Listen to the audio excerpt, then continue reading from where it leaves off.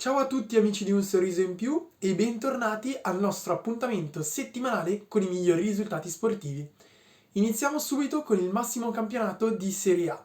Si è giocata la 22esima giornata che ha visto la Lazio vittoriosa per 3-0 sul campo della Salernitana. Da segnalare una doppietta per l'attaccante biancoceleste Ciro Immobile, di cui il primo gol è stato segnato su uno splendido assist di tacco al volo del serbo Milinkovic-Savic. Vittoria netta anche per la Juventus per 2-0 in casa contro l'Udinese, una vittoria con il gol fantastico di Paulo Dybala, che poi ha lasciato anche un piccolo messaggio alla dirigenza in quanto il giocatore è in scadenza a fine estate. Passiamo poi al big match di giornata. Tra Atalanta e Inter è finito sul risultato di 0-0. Una partita che al contrario del risultato ha lasciato molte emozioni, decisiva soprattutto una splendida parata del portiere interista Samir Handanovic su Luis Muriel.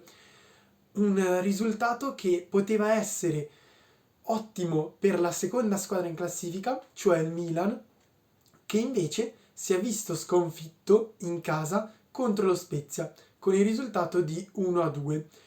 Una partita che è stata dominata nel primo tempo dal Milan, culminata con un rigore sbagliato da Teo Hernandez, il giocatore francese dal dischetto ha colpito il palo, ma solo 2 minuti dopo Rafael Leao aveva trovato il vantaggio.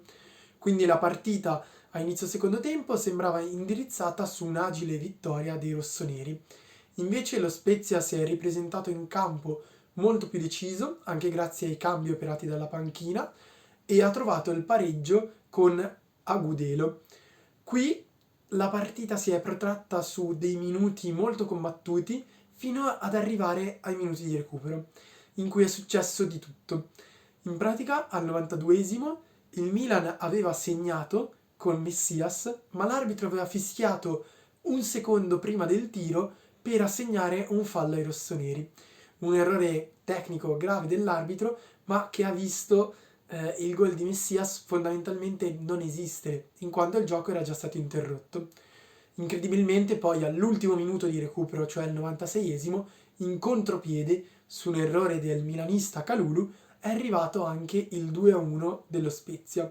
Spezia che così si allontana sempre di più dalla zona retrocessione e che festeggia per il secondo anno consecutivo una vittoria contro il Milan. Le altre partite del campionato hanno visto la Roma vincere 1-0 contro il Cagliari. All'Olimpico è bastato un rigore del nuovo acquisto portoghese Oliveira, il quale ha spiazzato il portiere sardo Cragno. Vittoria importante soprattutto per il Napoli, che nel turno del lunedì alle 18:30 ha battuto a domicilio il Bologna per 2-0. Una vittoria molto importante soprattutto perché così il Napoli si è ravvicinato al Milan, arrivando soltanto a 2 punti dal secondo posto. Passiamo ora ai motori. È terminata la Dakar di Danilo Petrucci, il pilota italiano non è riuscito a regalarci un'altra vittoria, ma ha fatto degli ottimi piazzamenti. Si è detto molto fiducioso su future partecipazioni e soprattutto contento della sua prova. E anche molto contento di tornare a casa in quanto sono state più di una le cadute che hanno caratterizzato la sua gara. Ora andrà a casa a sistemarsi tutte le botte e i dolori. Passiamo ora alla Formula 1, in quanto la Ferrari ha annunciato che il 17 febbraio svelerà la nuova monoposto che gareggerà il prossimo anno. C'è grande attesa e soprattutto grande speranza che il cavallino rampante possa tornare ai fasti del passato. Terminiamo con il tennis, in quanto sono iniziati gli Australian Open.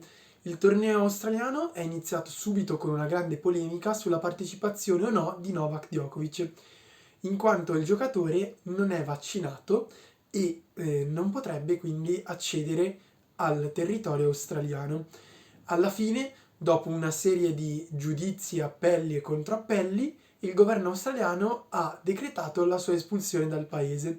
Quindi il tennista serbo numero 1 al mondo si è visto impossibilitato da partecipare al torneo. Per ora si è giocato soltanto la prima giornata e quindi i primi turni, che hanno visto trionfanti gli italiani Berrettini, Sinner e Sonego. Speriamo che possano andare avanti nel torneo e vi terrò aggiornati. Quindi per questa settimana è tutto, amici di Un Sorriso in Più. Ci vediamo alla prossima e un saluto a tutti. Ciao!